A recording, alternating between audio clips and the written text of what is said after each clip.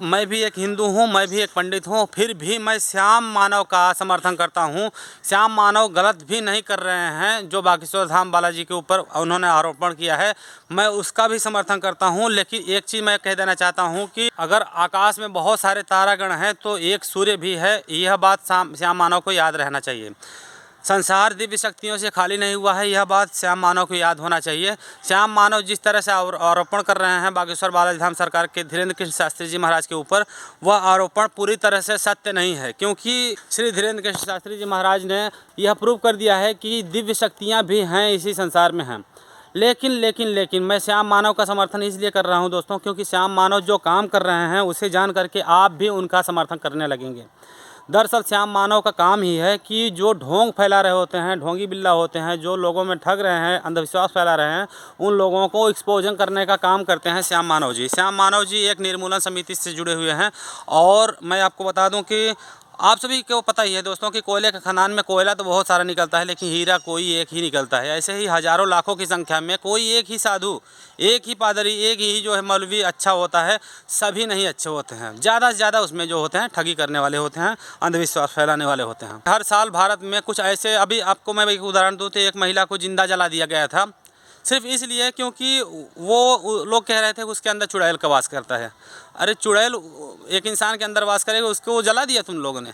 मतलब भ्रांतियां बहुत हैं। अगर इस तरह के लोग हैं जो लोगों को चुड़ैल साबित करके जलवा रहे हैं, जो लोगों को बलि दिलवा रहे हैं, तो दोस्तों एक बात बताइए कि क्या इस तरह के लोग जो कर रहे हैं उन लोगों का पकड़े जाना अच्छा है कि नहीं अच्छा है? अच्छा है। आप सभी कहेंगे कि बिल्कुल अच्छा है, ऐसे लोग पकड़े जाएं, बिल्कुल जल्दी पकड़े जाएं, क्योंकि हम लोग भी कहीं ना कहीं किसी न किसी बाबाओं के चक्कर में फंस करके ठगी का शिकार हुए रहते हैं। हमारे घर में ही कोई बीमार रहता है, उसको ले जाते हैं ठीक करवाने के लिए, लेकिन नहीं ठीक होते हैं। ये मैं पर्सनल अपनी भी बात कर रहा हूँ और लोगों की बात कर रहा हूँ, बहुत सारे लोगों के साथ में ऐसा हुआ है। तो इसलिए दोस्तों ऐसे लोगों का पकड़े जाना अच्छा होता है। और ऐसे लोग का पता कैसे चलेगा जब तक उनके चमत्कारों का प्रूफ नहीं मिलेगा। श्याम मानव ने प्रूफ ही तो मांगा था बागेश्वर वाला धाम सरकार से।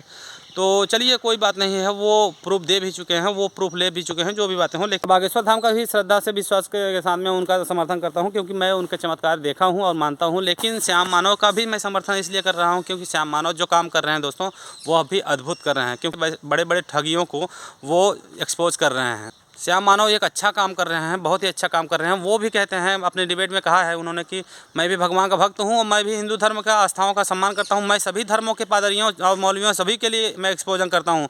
मैं केवल हिंदू धर्म को एक्सपोज करने के लिए आवाज़ नहीं उठाया हूँ।